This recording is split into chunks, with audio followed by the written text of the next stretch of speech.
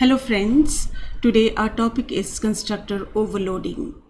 This is my fourth video on constructor series. To understand this topic, please see all the videos on constructor. So let us start today's constructor overloading program. To understand constructor overloading, we will write a Java code. Now let me first tell you what is actually constructor overloading. When you have more than one constructor in a class, then that is called constructor overloading. So without delay, let us write the Java code. Let me declare the class. So public class constructor overloading.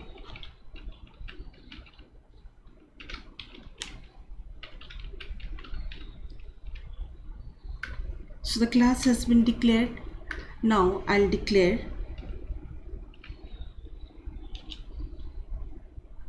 instance variable.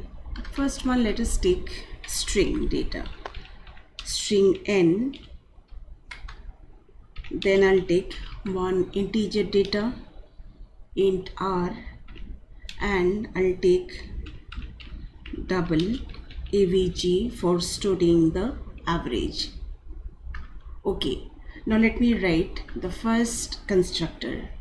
Keep in mind that the signature of the constructor should be different. Okay, so public constructor overloading. So this name and the constructor's name is the same. So I'll do copy paste. Now let this be a non-parameterized constructor. So what here I'm going to do what? I'm going to initialize n with my name,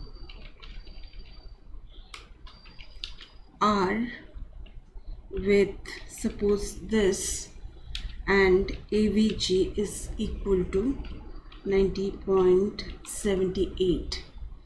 So these three variables are declared. This is non-parameterized constructor, so I am giving the values while writing the program.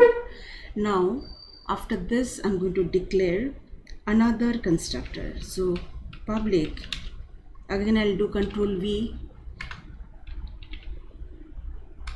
Now here I'm going to do what? I'm going to ask from the user string n1, name will be passed by the user, and the rest I'm going to initialize itself in the constructor.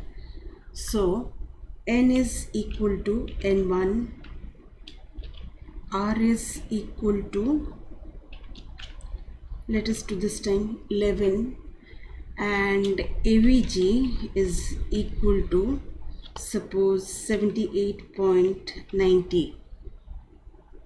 So this is my another constructor.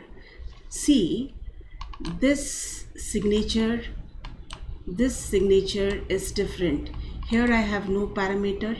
Here I have only one parameter, that is string data I'm passing. Now let me copy this and paste it over here. Now this time I'm going to do what? I'm going to ask three data from the user, int r1 and double avg1. The values will be passed by the user and it will be stored in n1, r1 and avg1. So whatever is passed in n1 is going in n, which is the instance variable. Whatever you are passing in r1, that is going in r, and whatever you are passing in avg1 is going in avg. That is, these are all instance variables, right? So three constructors I have declared. Now let me declare one method that will show you everything. So this is a method. I have to give a return type.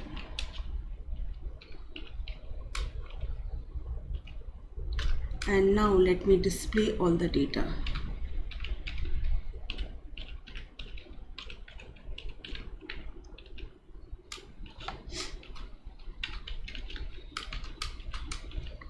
name is stored in n.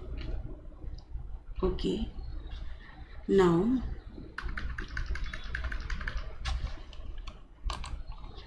I'll do what? Let me copy this to do the work quickly, and I'm going to paste it here, and this time this would be roll, and my roll number is stored in the instance variable called r,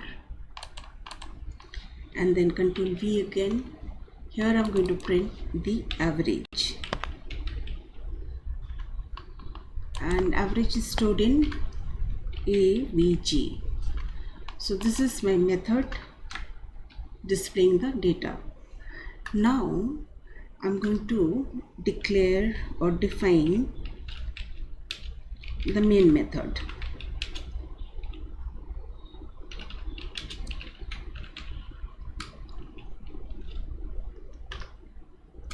Main method is declared, and here I'm going to do what? I'm going to create object of constructor overloading class, right?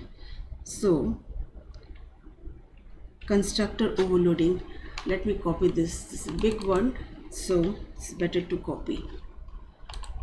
Control V, and first object I'm going to create with the non-parameterized constructor. So I have to say what? Same name. It will call which method? I mean the constructor, this constructor. Okay, so n will be initialized with Sharda R12 and AVG 90.78. Now let me call the show method ob1, because my object name is ob1. So I have to call through this object this method to display the data. So this is what am I doing, right? Now let me call let me create another object. This time this would be 2, and you see I would like to call this constructor, where I have to pass one string data. So for this, you have to do what? You have to say, you have to pass the data. And now when you call show method, what will happen? It will print because you called this method. So Priya I passed in n1, so in n you will have Priya, r will have 11, and avg is 78.90. so these are the values this ob2 object will display. Now let me create the third object. Let me copy this and paste it. Now this is my third object, ob3. ob3 means this object will call this method, so I have to pass one string data, one integer, and one double data. So